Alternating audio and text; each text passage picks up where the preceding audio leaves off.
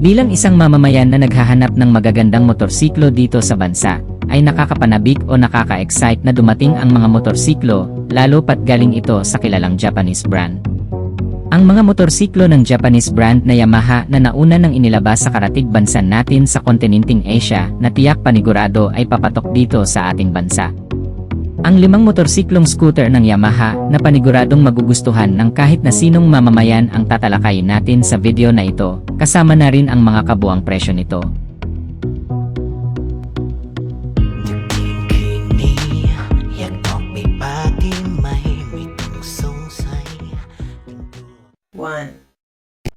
Yamaha Lexi 125. Isa sa pinakamagandang motor ng Yamaha at sigurado ako na kung ilalabas ito sa Pilipinas ay isa ito sa pinakamabentang 125cc scooter category.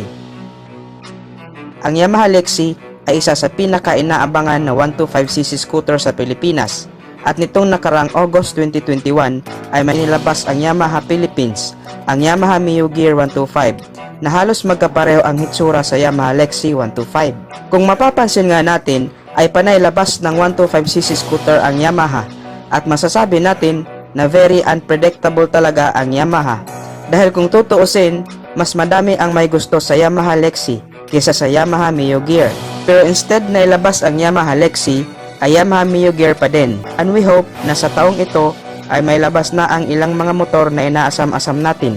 Kabilang na nga dyan ang Yamaha Lexi 125 na kung may lalabas sa Pilipinas ay tatawaging Yamaha Mio Lexi 125. Anyway, ang Yamaha Lexi ay may katangian na siyang maikukonsidera natin na kailangan na talagang ilabas ng Yamaha Philippines ang scooter na to. Ano-ano ba ang mga katangiang ito?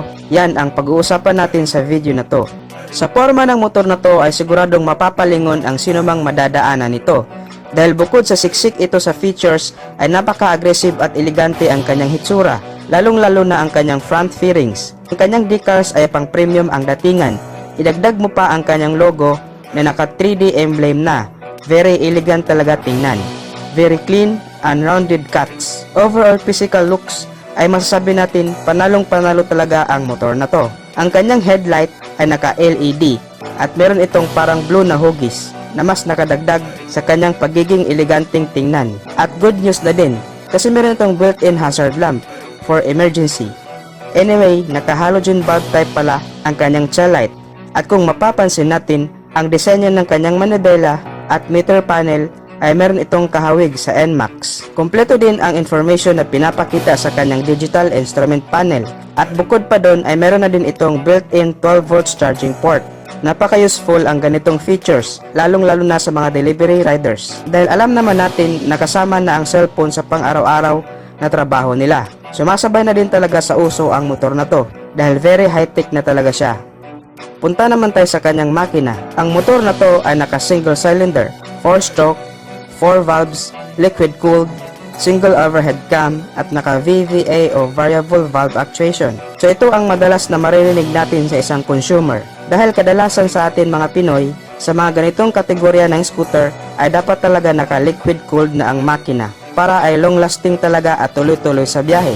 Isa pa ay naka 4 valves na siya. Idagdag mo pa ang VVA o variable valve actuation na mas pinaganda pa talaga ang kanyang power at overall performance. Matipid na din ito sa gasolina dahil syempre naka-fuel injected na rin ang motor na to. Kaya nitong tumakbo ng 48 km per liter at syempre nagdidepende pa rin ito sa pagpapatakbo ng rider. Naka blue core na din ang motor na to nang ibig sabihin ay more power at less fuel na signature na kay Yamaha. Pagdating naman sa sukat ng kanyang gulong ay 90 by 90 with 14-inch mag size sa harap, 100 by 90 with 14-inch mag size naman sa likod, all tubeless.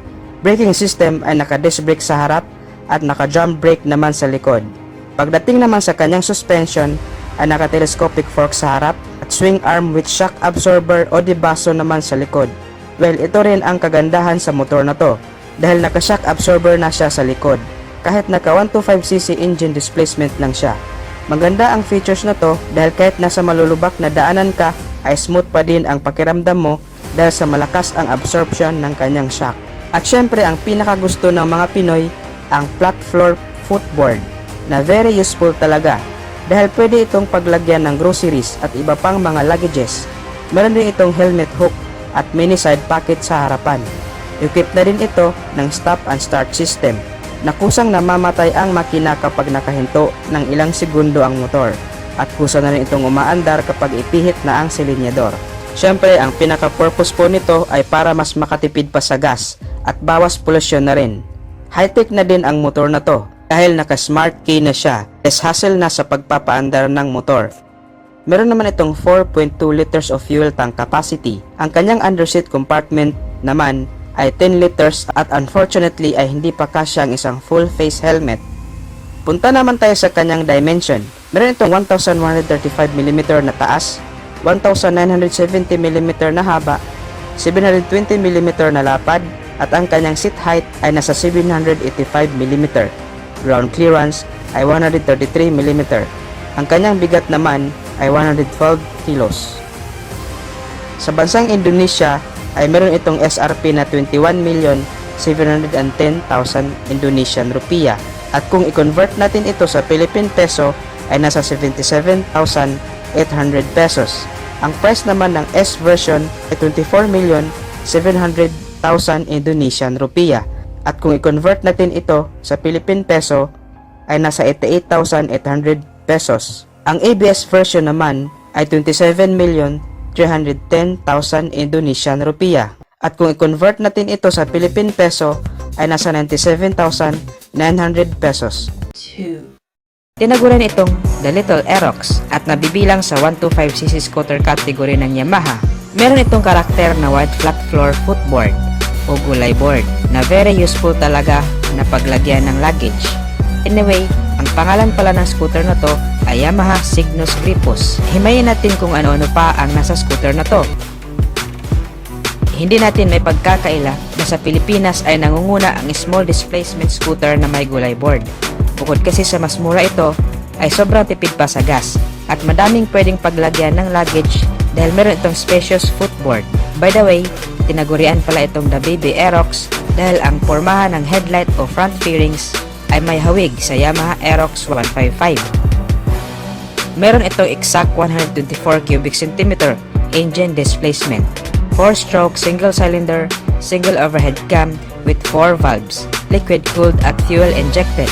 Naka blue core na signature na kay Yamaha, so kapareho lang ang engine characteristic ng 125cc scooter ng Yamaha dito sa Pilipinas. Medyo advanced lang ang scooter na to dahil meron siyang VVA o variable valve actuation na kung sa atin sa Pilipinas ay 155cc displacement pa lang ang naka VVA. Compression ratio ay 11.2:1. Pagdating naman sa kanyang maximum power ay 12 horsepower at 8,000 RPM.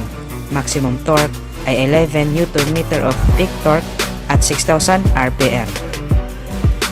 Ang kanyang fuel tank capacity naman ay 6.1 liters. Ang kanyang fuel accessibility ay nasa harapan just like Mio Gravis. Set height ay nasa 785mm. Ground clearance ay 125mm. Ang kanyang tire size naman ay 120 by 70 with 12-inch mag size sa harap at 130 by 70 with 12-inch mag size naman sa likod. All tubeless. Ang kanyang braking system naman ay naka-disc brake sa harap at disc brake din sa likod with ABS o anti-lock braking system at UBS o Unified Braking System. Ang kanyang bigat naman ay 125 kilograms. Ang ilaw naman ng motor na to ay naka-full LED na at ang kanyang tail light at muffler ay very sportier tingnan. Very wide na din ang kanyang underseat compartment na kasya na ang isang full face helmet. Ang kanyang panel gauge ay naka-fully digital at resembles din ng sa Yamaha Aerox. Meron din itong USB socket charger na pwedeng pag-charge ng cellphone. Mas pinatibay naman ang kanyang architectural frame na very confident sa kahit na anong bangkingan sa daan. Ang price naman ng motor na to ay nasa 357,500 Japanese yen at ang WJP 68th anniversary ay nasa 368,500 Japanese yen. Karamihan ng mga tao dito sa Pilipinas, scooter motorcycle na ang pang-araw-araw na pangunahing ginagamit bilang pang-service sa trabaho, sa opisina, panghatid sundo, pamalengke. Napakadali lang kasi nitong i-drive. Napaka-convenient at presyong pangmasa pa. Kaya pumatok talaga sa Pinoy ang Yamaha Mio at Honda Click 125 dahil sa abot kaya ang presyo nito.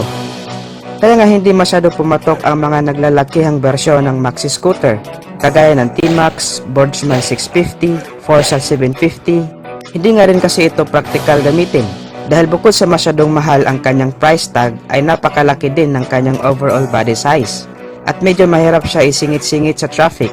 Kaya nga ginawa nito ng paraan ng ibang motorcycle company na maglabas din ng smaller version ng kanilang mga high-cc maxi scooter. Para naman at least bukod sa mga Mio at Click, may iba pa silang pagpipilian. At currently ito nga si Yamaha ay patuloy na rin ng pagpuproduce ng kanilang smaller version ng X-Max. From 300cc ay meron na rin itong 125cc version. Sa video na to ay tatalakayin natin ang bagong X-Max 125 at alamin natin kung ano-ano ba ang mga pang-market nito at kung sulit din ba ang price. Pero bago tayo mag-umpisa ay huwag kalimutang mag-subscribe at pakihit na rin ang likes bilang suporta sa ating munting channel. Ang X-Max 125 ay smaller brother ng X-Max 300. Kung mapapansin natin ay magkapareho talaga sila ng design sa looks. Sa engine lang sila nagkakaiba. Ang kanyang displacement ay 125cc, single overhead cam engine. Ang kanyang maximum power ay 14 horsepower at 8,780 RPM. Ang sabi ng Yamaha kapag sumakay ka sa motor na to ay ma-experience mo agad ang easy handling with strong acceleration dahil na rin sa torque nito na 12 Nm at 6,500 RPM. Ganito kalakas umarangkada ang single overhead cam na type ng makina. Kaya for sure, masasapawan na talaga hindi lang ang Honda Click 125, pati na rin ang sarili nitong produkto na Yamaha Mio Series dito sa makabagong X-Max na to. Kapag nagbabiyahe tayo, papuntang trabaho or long distance driving, ay hindi talaga natin maiwasan ang mabuhangin, mabasa, malangis o in short, madulas na daanan. Kaya naglagay na si Yamaha ng traction control system sa motor na to para nang sa ganon ay mapanatili pa rin ang rear wheel, ang kanyang grip sa mga madudulas na kalsada for safety features na rin. Minsan mahirap din basta na lang ipatong o iwan na lang ang ating helmet sa motor dahil posible itong manakaw. Ang solusyon naman ni NMAX dito ay mas nilakihan pa ang underseat compartment na kasya ang hindi lang isa kundi dalawang helmet. Sa looks naman ay walang duda na napakaangas talaga ang design ng motor na to. Lahat tayo agree dyan. Kahit saang anggulo mo siya tingnan ay mapapawaw ka talaga. Lahat ng parte ng motor na to ay binigyan ng importansya ni Yamaha, lalo na yung comfortability ng rider at back rider. Meron itong sporty dual seat upang maging mas komportable ang riding position ng hindi lang ang rider kundi pati na rin ang pillion rider nito. Ang quality at advanced technology ng motor na to ay pang premium talaga. Kaya kahit saan mo dalhin, ay proud ka talaga at mafe-feel mo talaga ang pagiging hari ng kalsada. Meron itong 13 liters of fuel tank capacity at dahil nga meron na rin itong blue core na trademark na ni Yamaha sa kanyang mga scooter, samahan mo pa ng VVA o variable valve actuation ay mas pinapatipid pa nito ang kanyang fuel consumption na nakakatakbo ng 43 kilometers per liter. Naka-ABS o anti-lock braking system ang preno nito sa likod for safety features at adjustable din ang kanyang windshield. Ang size naman ng gulong niya sa unahan ay 120 by 70 size 15 at sa likod naman ay 140 by 70 size 14. So medyo malaki ang gulong niya. Proportion din lang sa kanyang body size. Pangit din naman tingnan kung malaki ang body tapos maliit ang gulong. Meron itong 4 na color variant katulad ng Blazing Gray, Phantom Blue, Sonic Gray at Radical Red.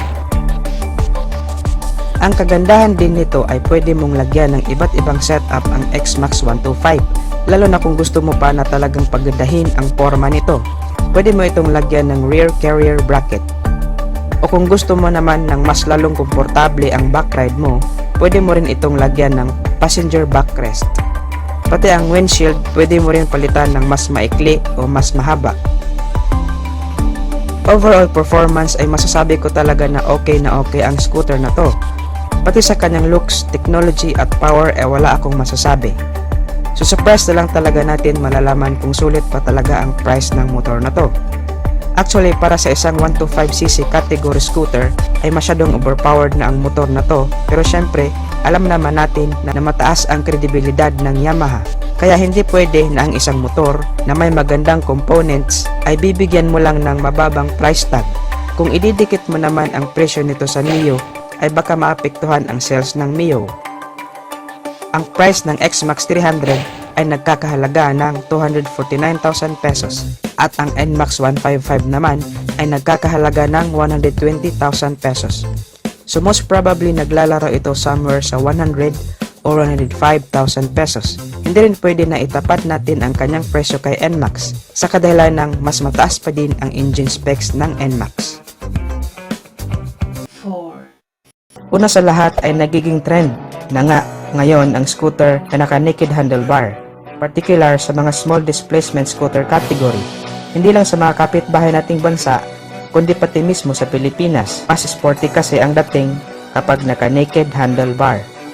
Sa dating ng scooter na to ay kasing laki lang siya ng Yamaha Mio Gear. Hindi masyado maliit, hindi rin masyado malaki, katamtaman lang. Yung front design at side fairings niya ay may kahawig ng kaunti sa SkyDrive crossover ng Suzuki at syempre sa Yamaha Mio i125. Pero na lang sa mismong headlight na dinisenyo para pang off-road at merong division sa gitna na pang breeze o protector. Naka-LED na ang kanyang headlight at daytime running light, which is good thing. Signal light naman sa harap, likod at tail light ay halogen valve. Well, okay lang din. At least ang headlight ay naka-LED na. Present din sa scooter na to ang hazard lamp. Very useful din ito to warn other drivers as when the vehicle is not working properly.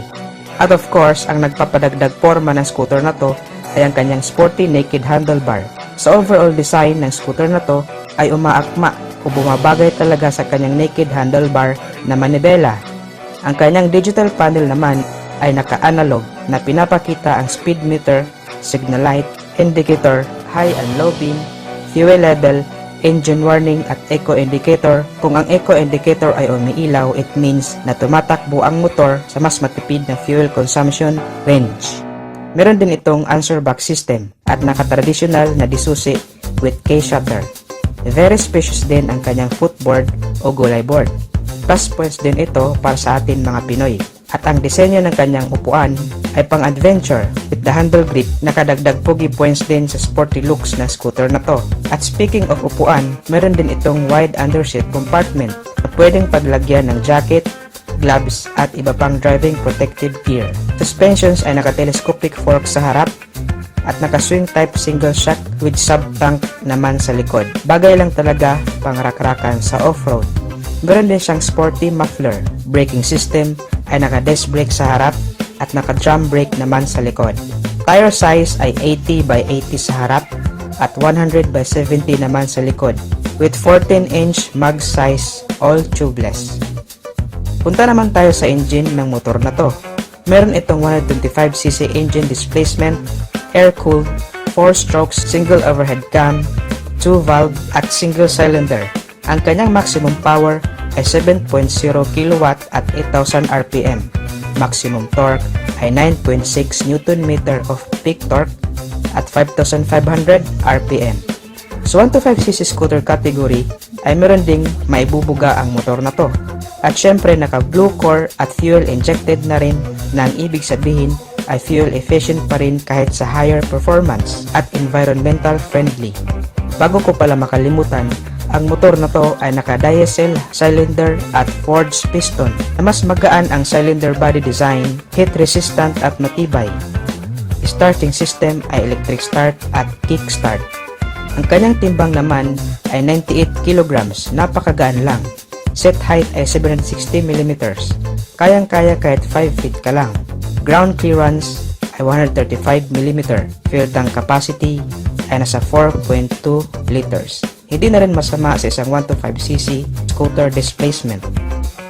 Ang kanyang price naman ay 18,990,000 Indonesian rupiah At kung i-convert naman natin ito sa Philippine Peso, ang estimated price niya ay nasa 67,000 pesos mahigit. Ang color variant naman na available sa Indonesia ay black, red, at white. Ang Yamaha Motors Company ang isa sa nangungunang motorcycle brand dito sa bansa na tinatayang pinakamabentang mga motor ay nanggagaling dito. Lalo na ang mga scooter type series nito na pangmasa ang presyo at di matatawarang kalidad ng bawat klase nito at sa hinabahaba ng panahon ay talagang pinagkatiwalaan na ng marami sa atin lalo na sa mga scooter type motorcycle category na Mio series na kung saan magmula pa noon at hanggang ngayon ay patuloy ang pamamayagpag sa merkado. Paano ba naman kasi, sa pang-araw-araw na gamitan ay hindi ka rin magsisisi, kaya naman sa video na ito ay ipapakilala natin ang motorsiklong scooter na nagmula mismo sa seryeng ito, ang Yamaha Aerox 125. Isang na-upgrade na specs and features ang malalaman natin at kung magkano ang magiging presyo nito.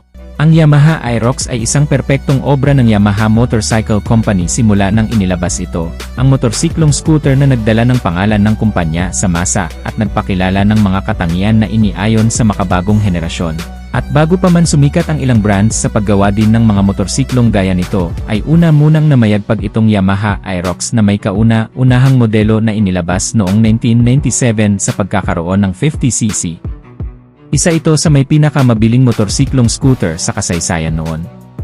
At lumipas ang maraming taon ay nasundan na ng malalaking klase nito at kapasidad ng makina na umabot na sa 155cc Yamaha Aerox sa kasalukuyan at yan din ngayon ang karamihan sa motorsiklo natin dito sa bansa. Ngunit lingid sa kaalaman ng marami, itong Yamaha Aerox ay may inilabas pala na 125cc bago pa man natin nakilala ang mga 150cc at 155. Ito'y inilabas lang din sa ibang bansa na kung saan ay panalo din naman sa mga features at specs na meron ito at meron din itong ibang detalye na angat sa Yamaha Aerox 155. Simulan natin sa engine details, ang pagkakaroon ng kabuuang makina na powered by 125 cubic centimeter na displacement capacity, naka single cylinder, 4-stroke, single overhead cam na may 2 bulbs lang na engine, di gaya ng big brother nito na naka 4 bulbs na. Ngunit pagdating sa cooling system, ito ay naka-liquid cooled type na rin, at fuel system naman na fuel injected type na, kung sa long ride at city ride ay napakainam gamitin. Pagdating naman sa engine performance ay may sinabi rin talaga, ang pagkakaroon naman ng maximum output na 11.4 horsepower sa kada 9,000 RPM, habang ang maximum torque naman nito ay 10.4 Nm sa kada 6,500 RPM. Medyo may kalakasan din talaga dahil ito ay ginagamitan din naman ng VVA o variable valve actuation at sinamahan pa rin yan ng Blue Core technology sa buong makina nito. Kaya naman sa average top speed ay hindi na magpapahuli sa abot kayang bilis na nagagawa na umaabot naman sa 100 km/h. May kabilisan pero may ibibilis pa naman depende sa magdadala. Ang compression ratio nito ay 10.4:1. Pagdating naman sa fuel tank capacity nito, ito ay may 3.8 liters na full tank na sobrang tipid din naman makakonsumo sa gasolina na umaabot sa 50 km/L. Unlike sa big brother nito na may kalakasan sa gasoline. Yan din kasi ang nagagawa ng mas maliit na kapasidad ng makina, at bukod pa dyan syempre, dahil nga sa mas maliit na makina ay may magaang timbang din ito na umaabot naman sa 102 kg lamang, mas madaling imanyobra at dalhin. Para sa mga taong nalalakihan sa 155cc ay perfect ang motor na ito para sa'yo. Para naman sa mga features na meron itong Yamaha Aerox 125cc na masasabi nating angat sa kanyang big brother, ay ang pagkakaroon nito ng front flat footboard na kung saan meron ng extra space o lagayan ng ibang bagay sa pagde-deliver. Meron na rin itong kasamang side stand kill switch. Pagdating naman sa kanyang starting system, bukod sa electric push start, ito ay may kasama ng kickstarter. Isa sa kagandahan nito, dahil kapag nalobat or hindi na mapagana sa electric push start ay pupwede mong paganahin sa kickstarter nito. At bukod pa dyan syempre, kahit papano ay malawak na rin naman ang compartment storage nito na kasya ang isang full face helmet. Ang mga ilaw naman nito ay naihahawig din sa disenyo ng big brother nito, at syempre ang kagandahan din sa motorsiklong to ay ang headlight, naka full LED na, maliban na lang sa mga turn signal lamps at ang tail light nito na naka bulb type pa.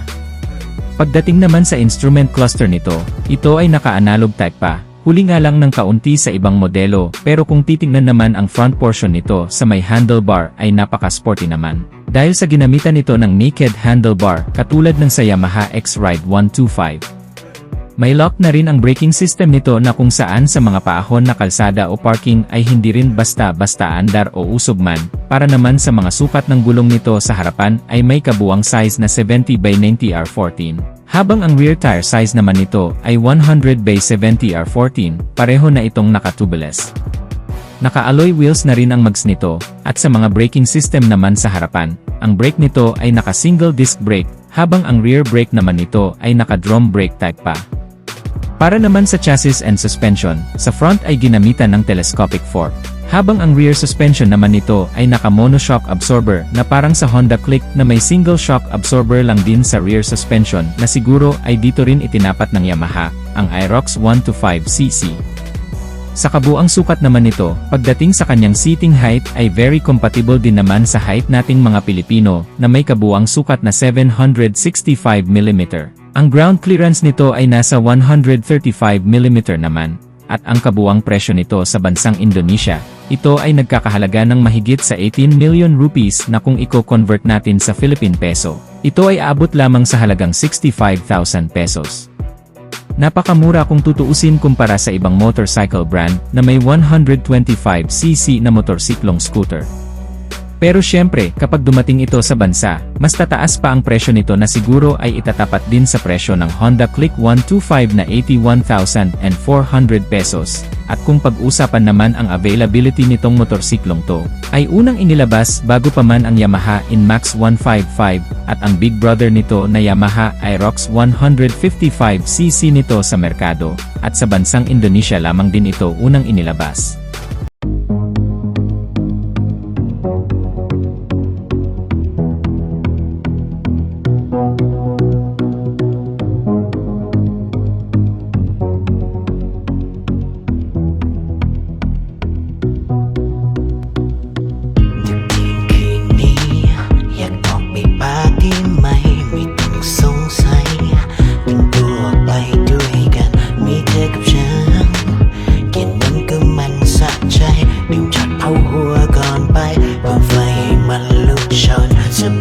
ไปด้วยกันไม่ต้องไปแค่อะไรทั้งนั้นไปลองไปเล่นไปเต้นระบังเอาไปโยกกันให้มันไม่เบื่อแค่ทิ้งความเศร้าเอาไว้ข้างหลังลองเอาไปแดนซ์กับดิสโก้พังจังหวะฮิปฮอปก็ใส่ไม่ยั้งเอาไปเต้นกันเลยที่เขาวัดเมย์จะออกไปปาร์ตี้ยันเช้าออกไปเต้นเล่นความเศร้าแค่เธอแค่ฉันแค่สองเรารับรองไม่เหงาแต่เราใจขยับสะโพกไปทางซ้ายยกไหล่ใส่แอลไปทางขวาเอามือประสานและสบตานี่คือละลาฉันและเธอ